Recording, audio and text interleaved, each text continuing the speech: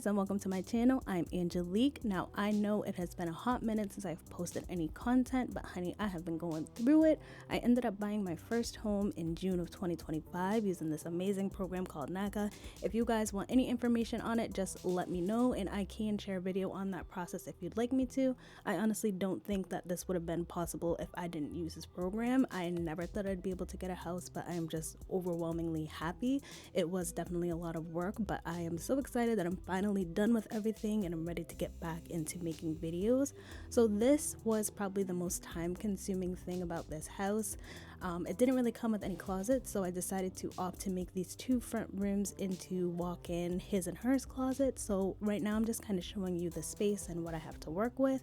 I decided to make these two rooms pretty much mirror images of each other, and since I didn't want to keep this millennial gray color that the house came in, I decided to get some paint from Tonester Paints. So my walls are in the color High at the Gala and my wardrobes are in the color Lost Souls, and I absolutely love this paint. It's pricey, you guys, and it definitely takes layers, but in my opinion it was absolutely worth it for the color saturation. It was a lot of work, honey, the prepping, the painting, and these rooms aren't super big, you guys, so I had to be very strategic when it came to measuring out and making sure that these were going to fit the way that I wanted them to. So for these closets I did end up going with the Ikea Pax wardrobes, and I got them in white because I knew I'd be customizing them. For this first room I have two of the 39-inch Paxes. I have a 13 3/4 mid unit, that's the one with the glass shelves, and then the one on the window wall is the 29-inch. Configuration is pretty similar throughout both rooms. I have doors, I have handles, I have a clothes rail, and then I have a shelf on the top and a shelf above the 3 drawers. For the second room, the only difference here, because this room is slightly bigger, is I have the two 39-inch Pax wardrobes, and that center, that's a 19-inch Pax wardrobe, and then on the window it's a 29-inch Pax wardrobe. Only difference in configuration here is that 19-inch Pax wardrobe, which has the 3 pants rails. So the height of these ended up being 92 7/8 inches, which is about a little bit over 7.5 feet, and my ceilings are 8 feet tall. So this was a day. Everything came, you guys. It was a lot. 8 wardrobes, 13 doors, 13 shelves, 24 drawers. It was just a lot. This whole process, you guys, it was ridiculously time-taking, and it's also because I decided to customize the wardrobes. So all in all, it took me about 8 weeks altogether to put these together, of course, because I was working in between, mostly doing what I could on weekends, so it ended up just being super time-consuming. And note, if you are somebody that's going to do it by yourself like me, just know it's going to be time-consuming even if you don't customize them in the way that I did, just because, like I said, they're a little bit taller than 7.5 feet. I'm 5'3", so it kind of ended up being some work to be able to finesse and finagle them. Also, honey, them directions was crazy. I ended up having to also go on YouTube for some tutorials to see how people were putting these together, because I could not with the Ikea Pax directions, you guys. So here I am taking the first one out of the box. What I do like about these newer pack systems, I think this is a 2.0, is it comes with the back attached already, and from what I saw on YouTube, a lot of the old ones didn't have the backing attached.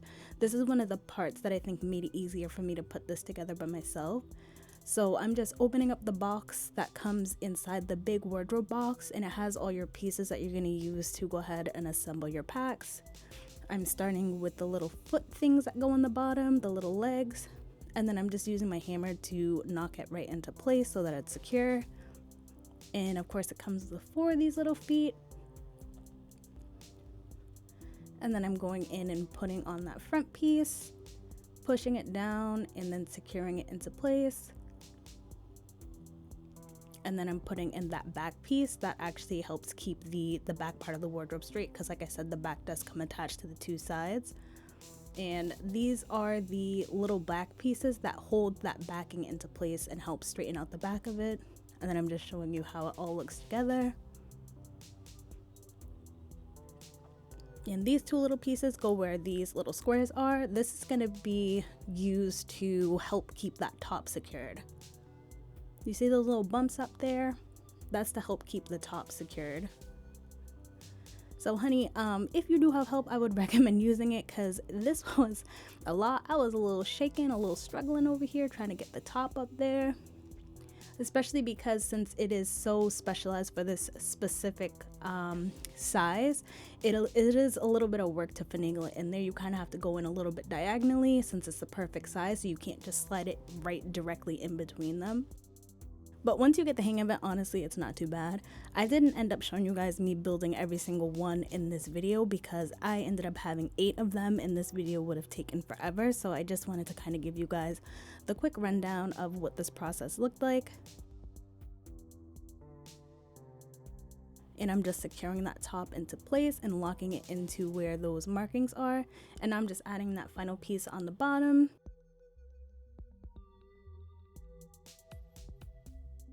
And that's what it's looking like when just pretty much the carcass of it is put together. And of course that's before me adding the drawers and everything like that. I got this one up completely by myself. Isn't it like really crazy when you look at the size? Like, look in the mirror, it goes up so high that it's out of the frame from the mirror.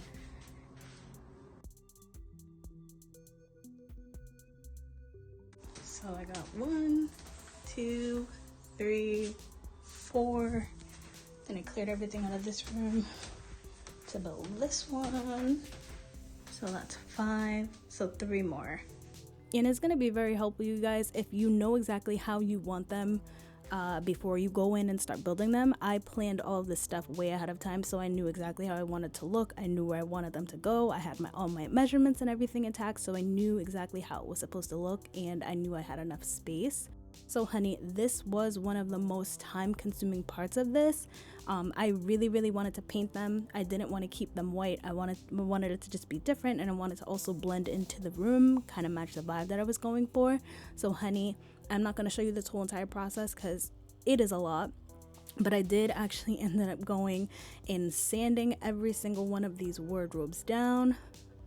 I guess when it comes to Ikea furniture, this is my first time buying any Ikea furniture, by the way, but I guess when it comes to Ikea furniture, if you want to paint it without the paint peeling or anything, you do have to sand it, you have to prime it, you have to do all that fun stuff. So I did that, honey, and I'm just showing you guys here. Like I said, it's 13 doors.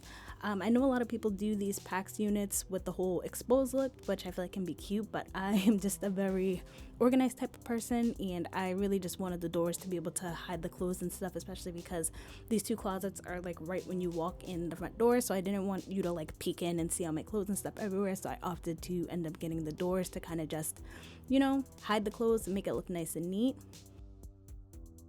And these things are big, honey. Look at me over here. These things are tall. These are their Bergsboard doors, which I really liked. So now I am just sanding, and I did sand all the doors. Like I said, I'm not gonna record the process of me sanding every single one of them because it was a lot. That was another reason why it took me so long, you guys, because each of these doors I had to go grab them, lay them down, and then sand them on the ground like that, one by one, so it was just a lot. After I was finished sanding them down with that electric sander, I ended up going with this gloss off, which is supposed to help and give some more like that, more of that sanded vibe to your stuff to make the paint stick better. And then I did end up going with the bin primer, which is said to be one of the best primers to use when you want to paint Ikea furniture. So honey, this process was a lot of sanding, a lot of priming, like a lot. So just know what you're getting yourself into if you want something like this that you want to paint and customize to your liking. Honey, after priming, I had to let it sit for days. 3 days later. And then I did go in with this beautiful paint from Tonster Paints. This is High Society, and this is in the color Lost Souls. It is a like dark deep burgundy, which I loved. I didn't want to make it the exact same color of my room. Oh, my room, by the way, that paint is also in that paint is also from High Society as well. It's from Tonster Paints. I really like their paints, but something to keep in mind, honey, the paint is definitely beautiful. The color is very saturated, but from what I have found, especially for their darker colors, it seems like you need coats and coats and coats if you wanted to look the way that you see fit. Like the darker and more richer you want it to look, especially on furniture and walls, it seems like, I don't know, it kind of seems like the walls were absorbing the paint. It seems like the wardrobes were absorbing the paint. So I ended up needing to go in with a good amount of coats, at least 3 coats, you guys. But honestly, I feel like it was worth it just because I haven't seen any colors like this anywhere else. I've seen colors similar, but not with this exact vibe that I was going for. And like I said, I didn't want the wardrobes to be the same exact colors of the wall because I feel like it was going to make me feel a little bit claustrophobic. So I wanted to give it a nice contrast with it being just a little bit different, but not too different, if that makes sense. So this is after all that painting, you guys. And this is after days and multiple coats. Finally, I got to the point where I was able to combine them together.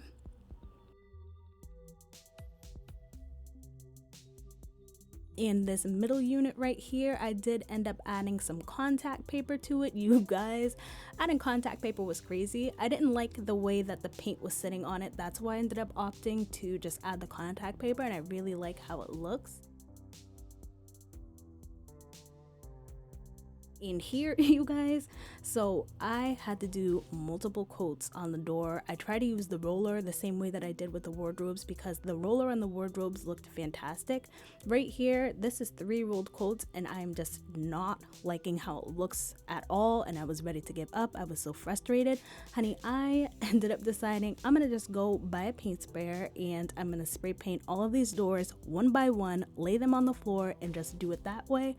So I had to prep this whole room in plastic. I got this paint sprayer from Amazon, and honey, this absolutely saved my project because when I tell you I was so frustrated, I was so ready to give up. I didn't like that it was showing those ruler marks. I didn't like that it was not sticking the way that I wanted to.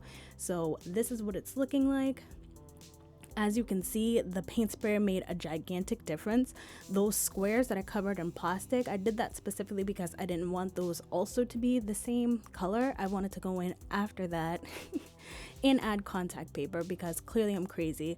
And I almost forgot to mention, you guys, too, once I was done painting each and every one of these doors, I did end up going back and adding some polyurethane into my spray gun, and then I added 2 coats of polyurethane on each of these doors, and that's just to help with longevity for like the dings and stuff. So here I am adding contact paper. Mind you guys, like I said, this is 13 doors, 5 squares per door. So this in itself was ridiculously time consuming because I had to do each door one by one, 5 squares.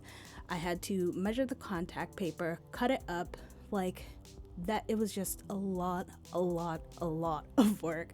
This was putting me through it. I was stressing. I did not expect it to take so long, but I feel like I am very much a perfectionist, and I just really wanted it to speak to me and look the way that I wanted it to. So yeah, I feel like the contact paper definitely gave it the vibe that I was going for. You see this whole process, you guys? Imagine doing this over and over again. 5 squares, 13 doors. I know now it must be making some sense to you guys on why this project ended up taking me 8 weeks. So after I finish the doors, I'm just starting to add the additional shelves and the drawers into the carcasses. And everything is slowly coming together. Honey, when I tell you putting these drawers together, that's a whole nother feat in itself. That it's not that it's hard, it's just that it's time consuming. Now this, let me tell you guys, I thought adding the handles on these bad boys was gonna be easy and simple. You need to be ridiculously specific when it comes to getting your holes correct, depending on the handles that you get. I made that template because I made a mistake in the first one, and I was off by a tiny bit, maybe like a centimeter or something, and the handle didn't line up. So I decided, let me just go make a template, make sure my numbers are precise, and then use that to drill the holes and then add the handles. Because honey, let me tell you, I'm gonna save you a headache. If you do not do that, it will be a nightmare, because once you put those holes in, you're kind of stuck. You know, there's no wiggle room when it comes to these handles. So that's just something to keep in mind if you're looking into getting like the Pax system or anything like that. You need to be ridiculously precise when it comes to drilling your holes for your handles. And one of the last things I decided to do was just go in with these lights. So something to note is these closets do not have electricity. One of them has electricity, but yeah, I ended up losing the power cord behind these wardrobes. It was too late, so I couldn't go in and necessarily do the like Ikea obsidian lighting system. So I just opted to grab me some lights off Amazon, you guys, and they are working pretty well for me. And I did get different size lights per wardrobe just so I didn't want to have a ridiculous amount of these magnetized lights just sticking everywhere. So I did measure the light sizes ahead of time just so I would get the look that I was going for. I wanted them to take up a majority of the space and not need to necessarily have like 3 or 4 lights. So for the larger wardrobes, I just have 2 of them. And then for like those smaller inner wardrobes, I just have 1 of them. And of course, this is me just putting lights in every single wardrobe.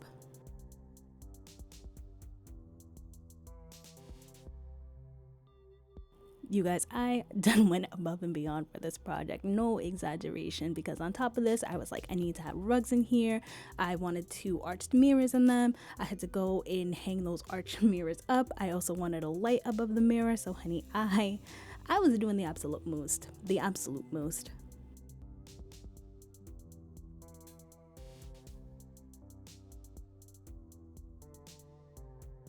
So honey, this is the end result and I am so happy with it. I was done, you guys.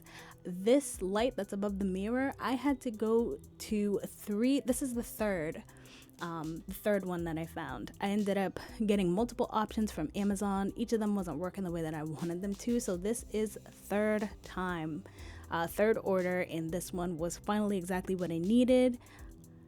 And this is how it's looking when the lights are off, and I just have this this is a wireless wall sconce, which I really love because like I said, I don't have access to electricity in these rooms. So what's great about these wireless light sconces is it has this little battery pocket. You just press the side of the sconce, you could pull the battery out and charge it, which is fantastic. So this is like a good type of vibe for somebody who's trying to have a closet who doesn't have electricity in it. This definitely just saved me so much headache. And I'm just kind of showing you guys the inside of the wardrobes. This one right here is like one of my favorite inventions ever. Like, what? It got the slide out pants rail. I got my skirts and pants on there. This is me just kind of showing you guys what the inside of each of these wardrobes looks like. And I am honestly I'm really proud of myself, you guys. I made a lot of mistakes along the way, but I did learn a lot. I've never been a handy dandy girl, but this definitely made me quite handy. And I'm just really happy that I was able to accomplish this by myself. Like real Barbara the Builder vibes. And then here I'm just showing you guys the second room. And I think this is pretty cool. I just want to show you guys what I did with the remotes for each room. I got these little magnetized sticker things from Amazon, and that's how I have the remotes mounted. I just have one per room mounted outside of the door. And each room does have the same wireless sconce. And as you can see right here, these lights also do have a remote as well. And this is his room. That's what it's looking like. Same type of vibe. Two of the lights per each wardrobe. These wardrobes are 39 inches, I believe. So that's pretty much it, you guys. Thank you so much for watching. If you like this content, if you want any more information about the Paxes, if you want any information about NACA itself or anything like that, just leave a comment below. Other than this, I will be back to you guys soon, and I will be making sure that I'm coming back to you guys. I have some hair reviews on the way, so honey, I'm just ready to get back into it. Bye.